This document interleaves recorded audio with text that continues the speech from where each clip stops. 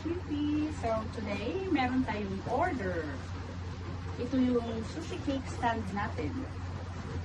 Ayan.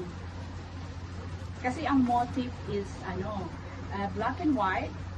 So this is a 21st birthday. Yung motif ng birthday is black and white. So tayo kasi pag gumagawa tayo ng sushi cake, dapat kung ano yung nakalagay na kung ano yung i-request na motif ng customer natin, as ginagaya natin yan. So today, it's black and white.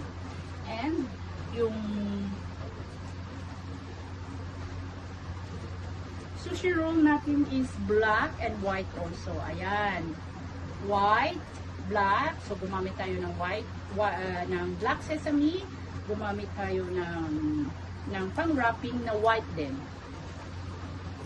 Ayan. Ayan, black. Kasi today is all about white and